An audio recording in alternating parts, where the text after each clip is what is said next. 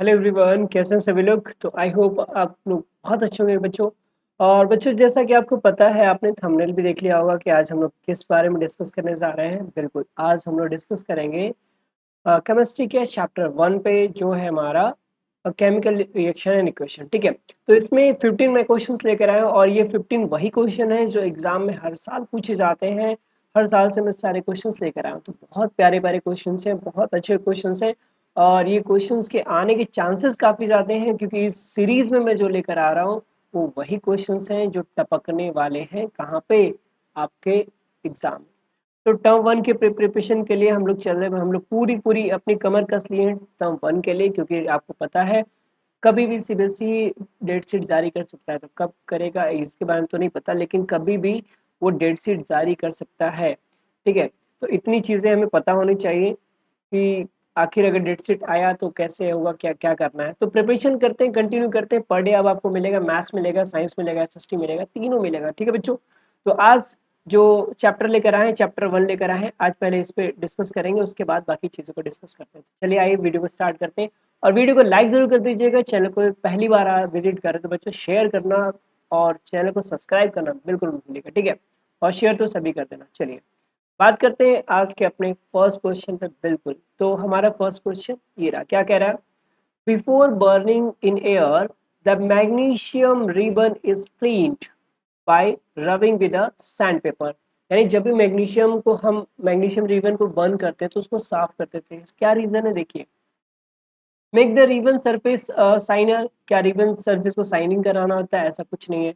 Remove the layer of magnesium oxide from the ribbon surface, या फिर third है remove the layer of magnesium carbonate from the ribbon surface, या remove the moisture from the ribbon surface. यानी कौन होगा, A B C D. आप लोग अपने ऑप्शन जरूर दे देना, मैं तो यहाँ पे अपने ऑप्शन दूंगा। देखिए होता क्या है, जब हम मैग्नीशियम रिबन को स्पेस में छोड़ देते हैं, मतलब सॉरी स्पेस में कैसे, बाहर एटमॉस्फेयर में छोड़ देते हैं, तो उस पे एक मैग्नीशियम कार्बोनेट की एक लेयर चढ़ जाती है। ठीक है, इसी को साफ करने के लिए इस पे क्या होता है, मैग्नीशियम कार्बोनेट की एक लेयर चढ़ जाती है।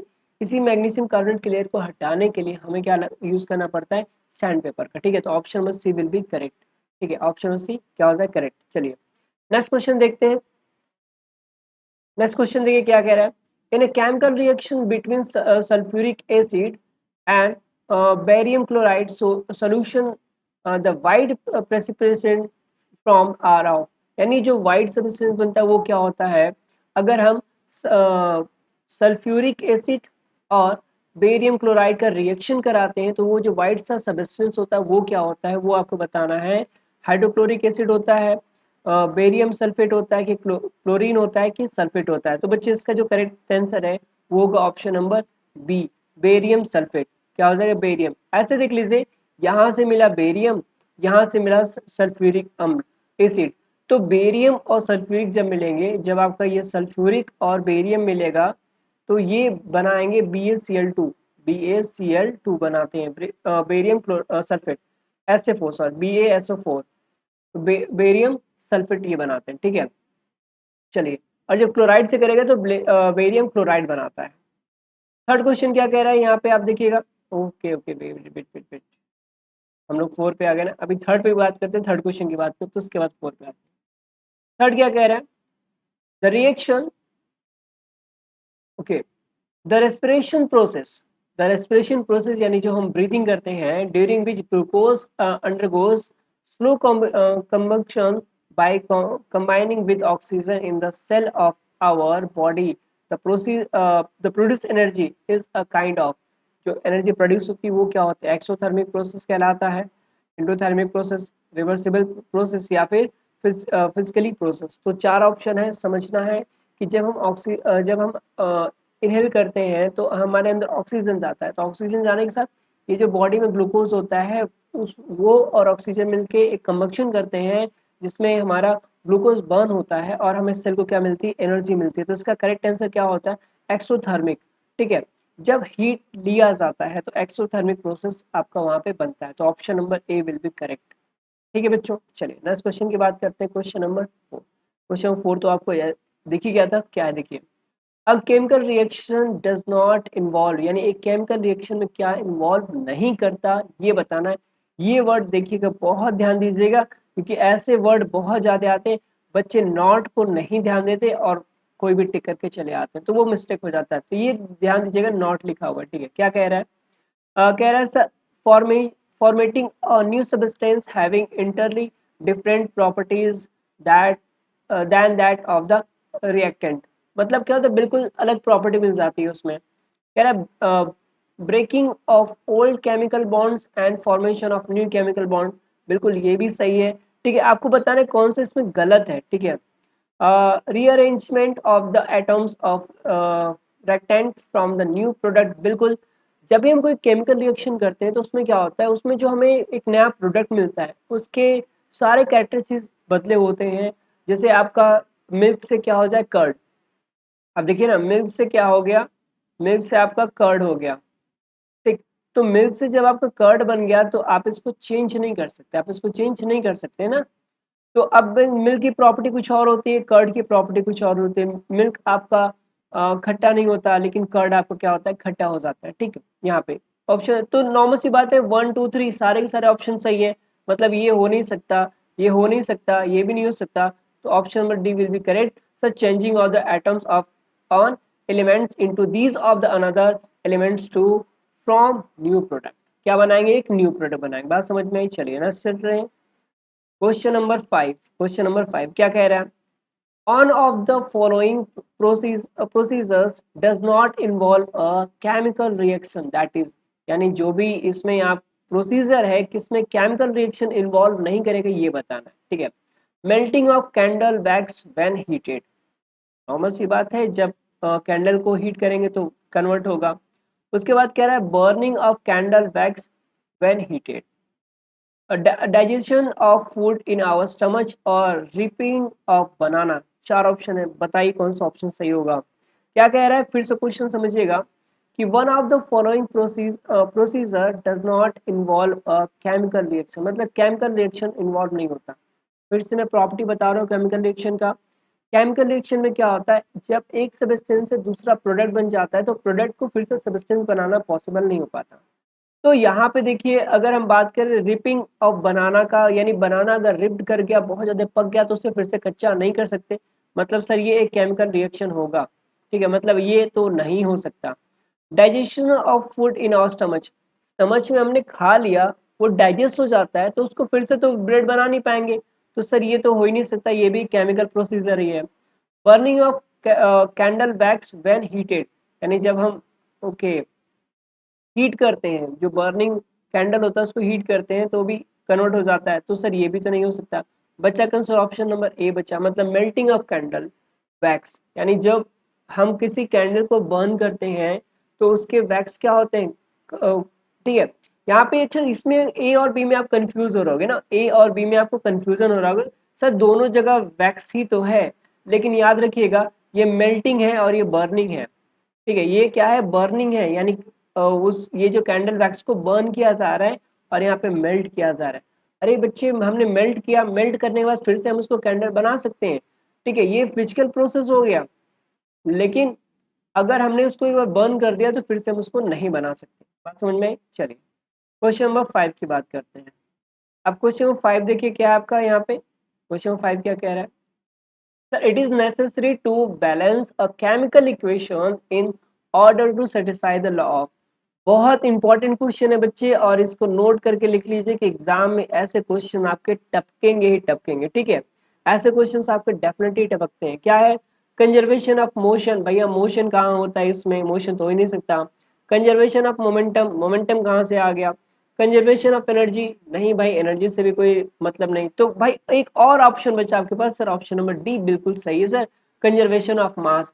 इसी में क्या आते हैं, केमिकल बैलेंस हम दिखाते हैं। जैसे जितने हमारे प्रोडक्ट जितने एलिमेंट इधर रहे उतने ही हमारे प्रोडक्ट में भी एलिमेंट रहे, तब हम कहते हैं ये हमारा इक्वेशन क्या है, बैलेंस इक्वेशन, ठीक है। इतनी बात समझ में आई? चलिए नेक्स्ट क्वेश्चन की बात करते हैं। नेक्स्ट क्वेश्चन क्या है हमारा, ये देखिए। तो यहाँ पे नेक्स्ट क्वेश्चन आ गया हमारे सामने, कह रहा है all the methods mentioned below can be used to prevent the food from getting rancid expand, यानी खराब होने से बचा जा सकता है। जैसे क्या है, storing the food in the air tight container, definitely यार अगर हम फूड को एयर टाइट कंटेनर में पैक करते हैं तो बच सकता है वो। Storing the food in refrigerator, बिल्कुल ये तो ज़्यादा सही लग रहा है मुझे। Keeping the food in clean and covered container, ये भी सही है। Always touching the food with clean hands, ठीक है।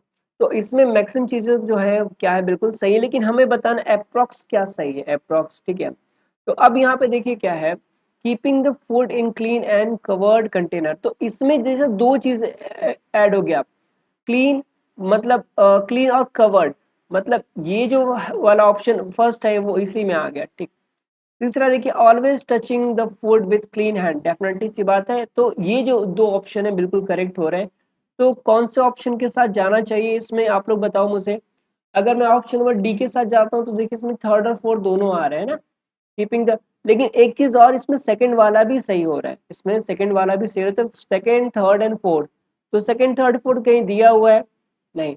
ऑप्शन को भी ध्यान देखना है, देखो सेकंड भी सही है, सेकंड भी आपका सही है, तो फर्स्ट और थर्ड नहीं सर, लेकिन फर्स्ट थर्ड और fourth, first storing the food in the air tight container, बिल्कुल। तो उसका ऑप्शन नंबर सी जाएगा बच्चे, ऑप्शन नंबर सी बिल्कुल सही रहेगा, क्योंकि तीन ऑप्शन बिल्कुल इसके मैच कर रहे हैं, ठीक। तो option number C will be correct. चलिए नेक्स्ट क्वेश्चन बात करते हैं, क्वेश्चन नंबर 8। आपके पास ज्यादा नहीं, आज मैं केवल 15 क्वेश्चन लेकर आया हूं, लेकिन ये 15 बहुत इंपॉर्टेंट क्वेश्चन है, जरूर पूरी वीडियो आप देखिएगा। रस्टिंग ऑफ आयरन, चलिए रस्टिंग ऑफ आयरन, जैसे आयरन में जो जंग लग जाती है ना उसको बोलते हैं rusting of iron. Involve a chemical reaction, definitely इस बात है, इसमें क्या होता है केमिकल रिएक्शन इन्वॉल्व होता है, लेकिन इसके में जो पूछ रहा है वो क्या पूछ रहा है भाई, कि which is a combination of, किसका कॉम्बिनेशन होता है, reduction as well as combination reaction, नहीं सर ये तो बिल्कुल हो ही नहीं सकता। ऑक्सीडेशन, डेफिनेटली देखो एक ऑक्सीडेशन वर्ड यहाँ पे आया है, कभी भी रस्टिंग के बारे में बात आएगी तो ऑक्सीडेशन जरूर होगा वहां पे, ठीक है। Oxidation as well as combination reaction, ठीक है। यहाँ पे भी ऑक्सीडेशन है, oxidation as well as a displacement reaction, नहीं भाई डिस्प्लेसमेंट नहीं होता, कुछ अलग नहीं जाता, ठीक है। ये ऑप्शन नंबर बी बिल्कुल करेक्ट है, ऑक्सीडेशन होता है और क्या होता है कॉम्बिनेशन रिएक्शन होता है। कॉम्बिनेशन में क्या होता है, एक दूसरे एलिमेंट एक दूसरे के साथ रिएक्ट करते हैं, ठीक है। तो आयरन जो होता है Fe, वो किसके साथ रिएक्ट कर देता है सर, एटमॉस्फेयर में H2 के साथ रिएक्ट कर देता है, और Fe O2 बना लेता है, ठीक है, फेरस ऑक्साइड बना लेता है। चलिए बात करते हैं नेक्स्ट क्वेश्चन, क्वेश्चन नंबर 8। और बच्चे देख क्वेश्चन नंबर 9, ठीक है, और देखते हैं क्वेश्चन नंबर 9 क्या क्या कह रहे हैं यहाँ पे। You are given the following chemical reaction, मतलब एक केमिकल रिएक्शन गिवन है, क्या गिवन है, CuO प्लस H2, हीट कर रहे हैं बच्चे, इस वर्ड को याद रखना, क्या कर रहे हैं, हीट कर रहे हैं। तो क्या मिला आपको, Cu और H2O मिल गया।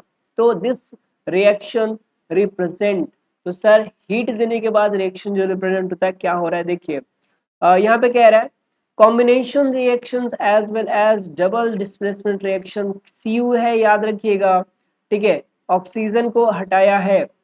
Redox reaction as well as displacement reaction, बिल्कुल भाई ऑप्शन नंबर बी बिल्कुल इसका करेक्ट है। क्यों करेक्ट है सर, क्योंकि देखिए कॉपर जो है वो ऑक्सीजन को अलग कर दिया, किसके साथ दे दिया, कॉपर अलग कर दिया, और हाइड्रोजन के साथ ऑक्सीजन ने रिएक्ट कर लिया तो वाटर बना लिया। बात समझ में आई, तो ये चीज है। चलिए नेक्स्ट क्वेश्चन देखिए, क्वेश्चन नंबर 10।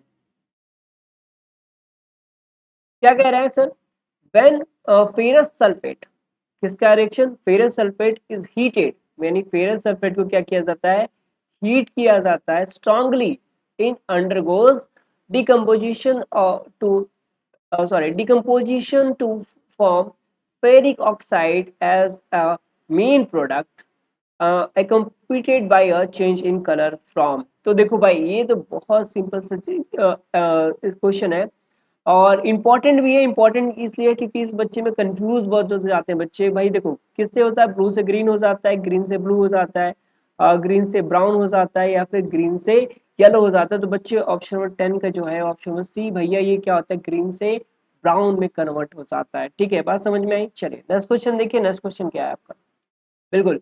तो नेक्स्ट क्वेश्चन कह रहा है which of the following gases is used in the storage of fat and oil containers food for a long time, समझना।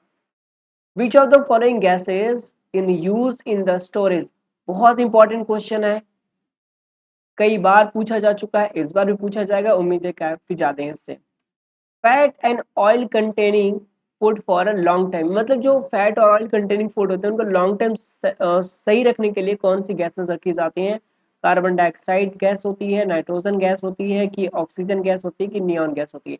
जल्दी से कमेंट करके बताओ कौन सी होती है, जल्दी से बताइए। बिल्कुल यार बच्चे, मैक्सिमम बच्चों के बिल्कुल सही आंसर आते हैं, क्योंकि ये देखो आप जितने भी चिप्स वगैरह खाते हो ना, चिप्स चिप्स का पैकेट हो गया या फिर कुछ भी जो पैकिंग वाले प्रोडक्ट होते हैं, उसमें नाइट्रोजन गैस भरी जाती है बेटा। कौन सी? Option number B will be correct. कौन सी गैस होती है सर? नाइट्रोजन गैस भरी जाती है, उसी की वजह से वो क्या होता है, लॉन्ग टाइम तक सेफ रहता है, क्योंकि ये रिएक्ट नहीं करता किसी एलिमेंट से। चलिए भाई, क्वेश्चन नंबर 12 एक फिगर के साथ है, क्या कह रहा है? Following is given a diagram showing as experimental setup.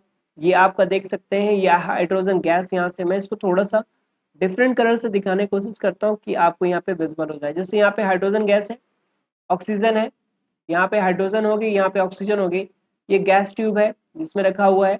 अब यहाँ पे वाटर कंटेन सम एसिड, यानी वाटर में कुछ एसिड है, यहाँ रबर रॉक लगा हुआ है, यहाँ पे एनोड की रॉड है, यहाँ पे कैथोड की रॉड, और हमने 6 वोल्ट की बैटरी के साथ इसको जोड़ दिया। आपको बताना है the given setup is use to carry out, क्या कैरी आउट करने के लिए प्रोसीजर किया जाता है, तो ये आपको बताना है।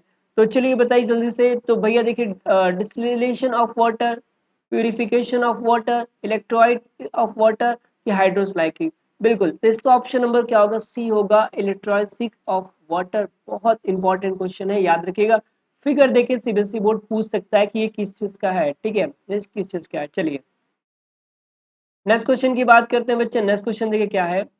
The displacement reaction between iron oxide and a metal x. समझिएगा, अभी इसके बारे क्वेश्चन के बारे में बात किए थे। आयरन ऑक्साइड मतलब FeSO4, Fe, बिल्कुल आयरन ऑक्साइड, बिल्कुल FeO2, and a metal x, यानी कोई मेटल एक्स है, हमें पता नहीं क्या है।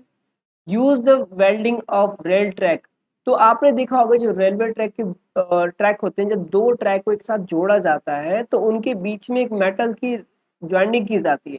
वो मेटल क्या होता है ये आपको बताना है।